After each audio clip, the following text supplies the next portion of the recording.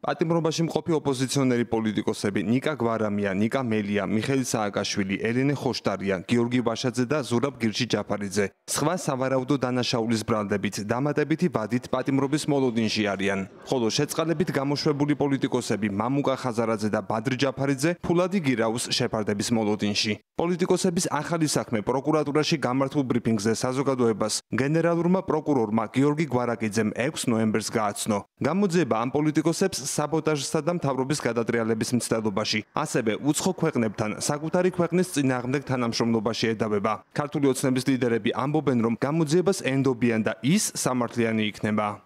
ყველაფერი, რაზეც ჩვენ გუშინ ბრიფინგზე მოვისმენთ გენერალურ პროკურორის მხრიდან, ეს ყველაფერი ჩვენ თვალწინ ხედავთ და არ ხედავდით, როგორ ადგენდნენ შავსიებს ქართველი საქართველოს მოქალაქეების, რომ საქართველო ყოფილიყო თავდასხმის ობიექტი გარედან.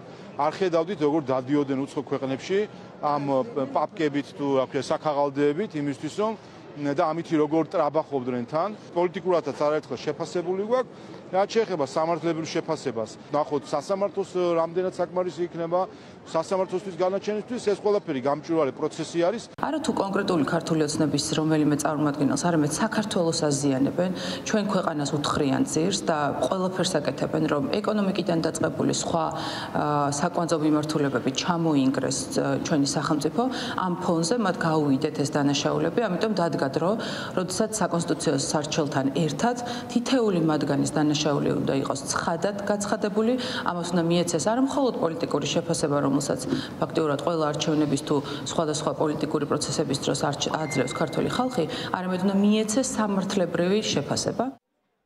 ოპოზიციურ ფლანგზე პოლიტიკური დევნის მორიგ ნაბიჯად მიიჩნევენ პროკურატურის მიერ ისედაც პატიმრობაში მყოფი პოლიტიკოსების მიმართ ახალი ბრალის წარდგენას. ოპოზიციონერები ამბობენ, რომ მათი მიზანი ქართული ოცნების მმართველობიდან ჩამოშორებაა და ამისთვის, როგორც შიდა, ისე გარე თანამშრომლობას არც მალავდნენ და მომავალშიც გააგრძელებენ. ამისთვის კი პოლიტიკოსების დაჭერის გეგმა მხოლოდ პოლიტიკური იარაღია და სამართალთან კავშირი არ აქვს.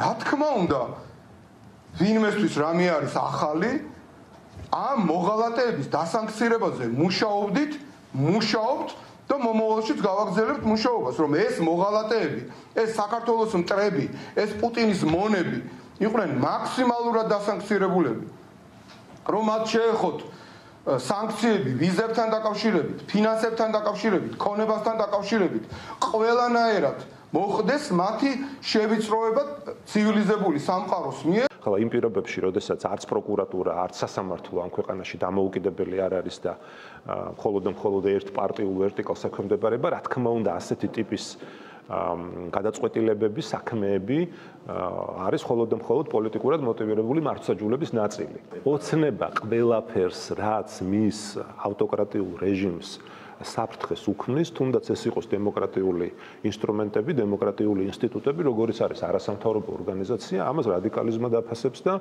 ამას სახელმწიფო გადატრიალება დაფასებს და ახლა. ეს პროცესი კომიკური გახდა საზოგადოების თვალში, რასაც პარტიების გაუქმება ქვია საკონსტიტუციო სასამართლოში. კომიკური გახდა ყველა ის მცდელობა, ეს რაღაცა ამ ბოროტი დიქტატურის დამყარების, რომელიც ივანიშვილს აქამდე ქონდა გამიზნული, რა თქმა უნდა, ამის ლოგიკური გაგრძელება არის ის, რომ პირდაპირ სისხლის სამართლებრივი დევნით, ციხეში დალპობით დაემუქრა პოლიტიკურ სპექტრს და პოლიტიკა დაატყვევა.